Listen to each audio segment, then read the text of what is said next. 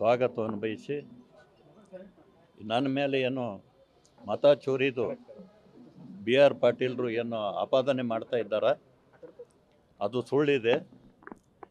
ಇವತ್ತು ಇಲ್ಲಿ ಗುಲ್ಬರ್ಗ ಮನೆ ಒಂದು ರೇಡ್ ಮಾಡಿದ್ರು SITದವರು, ಅಲ್ಲಿ ಏನೂ ಸಿಗಲಿಲ್ಲ. ನಮ್ಮ ಆಳಂದಕ್ಕೂ ಕೂಡ ಇವತ್ತು ಬಂದು ರೇಡ್ ಮಾಡಿದ್ದಾರೆ. ಇವತ್ತು ಅದು ಸುಟ್ಟು ಹಾಕಿದ್ದಾರೆ ತಂದು ಒಂದು ಆಪಾದನೆ ಕೂಡ ಇವತ್ತು ಮಾಡ್ತಾ ಇದ್ದಾರೆ. ಈಗ ದೀಪಾವಳಿ ಹಬ್ಬ ಎಲ್ಲರ ಮನೆಯಲ್ಲಿ ಕ್ಲೀನ್ ಮಾಡ್ತಾರೆ, ಆ ಥರ ಆಳುಗಳು ಕ್ಲೀನ್ ಮಾಡಿದ್ದಾರೆ. ಏನು ಕಚರ ಪಟ್ಟಿ ಇದ್ದು ಸುಟ್ಟಿದ್ದಾರೆ. ನಂಬಲ್ಲಿ ಏನು ಮತ ಚೋರಿದಿಲ್ಲ, ಏನೂ ಇಲ್ಲ. ನಂಬಲ್ಲಿ ನಾವು ಮಾಡೇ ಇಲ್ಲ. ಅದು SIT ಅವರು ನಿನ್ನೆ ತಮ್ಮ ಮನೆ ಮೇಲೆ ದಾಳಿ ಮಾಡಿ ಸುಮಾರು ಒಂದು 5-6 ಗಂಟೆಗಳ ಕಾಲ ಪರಿಶೀಲನೆ ಮಾಡಿದ್ರು. ಈ SIT ಅಂದರೆ ಈ ಪ್ರಕರಣಕ್ಕೂ ತಮಗೂ ಏನು ಸಂಬಂಧ ಇದೆ? ಏನು ಸಂಬಂಧ ಏನಿಲ್ಲ, ನಾವು ಮಾಡೇ ಇಲ್ಲ. ಆದರೆ ಬಿ ಆರ್ ಪಾಟೀಲ್ ಹೇಳಿದ್ದಾರೆ, ಅದಕ್ಕೆ SIT ಇದು ಅಪ್ರೂವ್ ಮಾಡಿದ್ದಾರೆ. SITದವ್ರು ಬಂದು ಮಾಡ್ತಾ ಇದ್ದಾರೆ. ಇಲ್ಲಿ ಗುಲ್ಬರ್ಗದಲ್ಲಿ ಮಾಡಿದ್ರು ಏನೂ ಸಿಕ್ಕಿಲ್ಲ, ನಮ್ಮ ಆಳಂದಲ್ಲೂ ಏನೂ ಸಿಕ್ಕಿಲ್ಲ.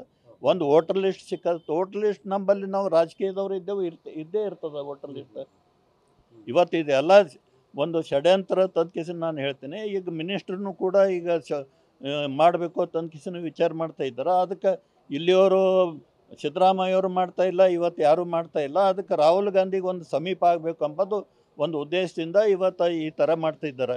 ಈಗ ರಾಹುಲ್ ಗಾಂಧಿ ಬಳಿ ಒಯ್ದು ಒಬ್ಬರಿಗೆ ಹೇಳಿಸಿದ್ದಾನೆ, ಅವ್ರು ಸರ್ಸಾಂಬೆಯವರೇ ಯಾರು, ಅವ್ರ ಊರವ್ರೇ ಯಾರು ಅವರು.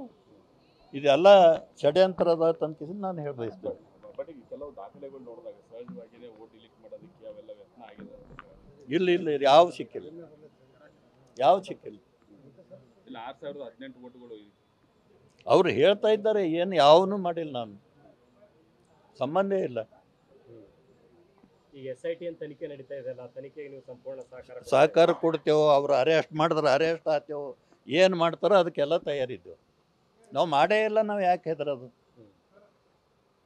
ಈಗ ನಿನ್ನೆ ಮನೆಯಲ್ಲೆಲ್ಲ ಸರ್ಚ್ ಮಾಡಿದ್ರು. ಮಾಡಿದ್ರು. ಏನೇನಂತೆ ಏನು ಕೇಳಿದ್ರು?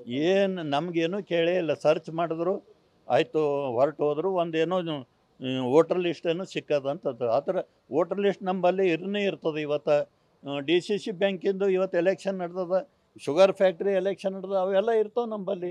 ಏನು ಮಾಡಬೇಕು ಏನಿಲ್ಲ ಅಂತೇಳಿ ಅದಕ್ಕೇನು ಸಂಬಂಧ ಇಲ್ಲ ನಮ್ಗೆ.